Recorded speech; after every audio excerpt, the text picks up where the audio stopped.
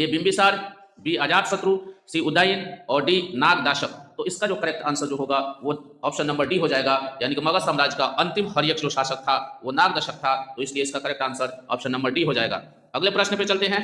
172 number प्रश्न देखते हैं। शिशुनाग वंश का संस्थापक कौन था? ए शिशुनाग, बी महापदानंद और सी चंद्रगुप्त मौर्य, डी बिंबिसार। तो इसका जो करेक्ट आंसर जो होगा वो शिशुनाग हो जाएगा, यानी कि शिशुनाग वंश का जो संस्थापक था वो शिशुनाग था, इसलिए ऑप्शन नंबर ए जो है वो करेक्ट हो जाएगा। अगले प्रश्न पे चलते हैं। 173 नंबर प्रश्न देखते हैं। नंद वंश का संस्थापक कौन था? ए धनानंद, बी महापदानंद, महापद्मानंद और सी बिंबिसार और डी अशोक। तो इसका जो करेक्ट आंसर जो होगा वो ऑप्शन नंबर जो है बी हो जाएगा, यानी कि नंद वंश का संस्थापक महापद्मानंद था, इसलिए इसका करेक्ट आंसर जो है वो ऑप्शन नंबर बी हो जाएगा, महापद्मानंद। अगले प्रश्न पे चलते हैं। 174 नंबर प्रश्न देखते हैं।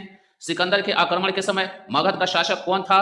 ए धनानंद, बी चंद्रगुप्त मौर्य, सी बिंबिसार और डी अशोक।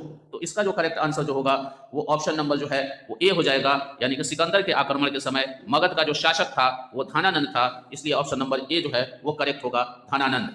अगले प्रश्न पे चलते हैं। 175 नंबर प्रश्न देखते हैं। सम्राट अशोक ने कलिंग युद्ध किस वर्ष लड़ा था? ए 262 ईसा पूर्व, बी 261 ईसा पूर्व, सी 260 ईसा पूर्व, डी 259 ईसा पूर्व। तो इसका जो करेक्ट आंसर जो होगा वो 261 ईसा पूर्व होगा, यानी कि सम्राट अशोक ने कलिंग युद्ध 261 ईसा पूर्व लड़ा था, इसलिए ऑप्शन नंबर बी जो है करेक्ट होगा।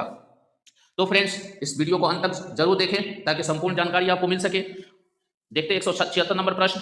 अशोक ने किस धर्म को अपनाया? ए जैन, बी बौद्ध, सी हिंदू, डी सिख। तो इसका जो करेक्ट आंसर जो होगा वो बौद्ध हो जाएगा, यानी कि अशोक ने बौद्ध धर्म को अपनाया था, इसलिए ऑप्शन नंबर बी जो है वो करेक्ट होगा, बौद्ध। अगले प्रश्न पे चलते हैं। 177 नंबर प्रश्न है। बिहार में अशोक का प्रसिद्ध स्तंभ कहाँ स्थित है? ए गया, बी वैशाली, सी राजगीर, डी नालंदा।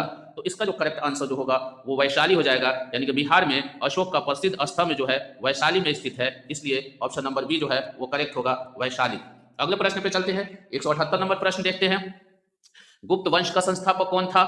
ए समुद्रगुप्त, बी चंद्रगुप्त द्वितीय, सी चंद्रगुप्त प्रथम, डी कुमारगुप्त। तो इसका जो करेक्ट आंसर जो होगा वो ऑप्शन नंबर सी हो जाएगा, यानी गुप्त वंश का संस्थापक चंद्रगुप्त प्रथम था, इसलिए इसका करेक्ट आंसर जो है ऑप्शन नंबर सी हो जाएगा, चंद्रगुप्त प्रथम।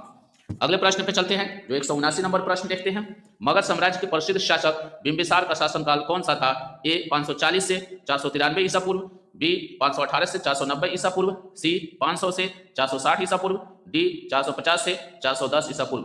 तो इसका जो करेक्ट आंसर जो होगा वो 540 से 493 ईसा पूर्व होगा, तो ऑप्शन नंबर बी जो है वो करेक्ट हो जाएगा, यानी कि मगध साम्राज्य के प्रसिद्ध शासक बिंबिसार का शासनकाल 540 से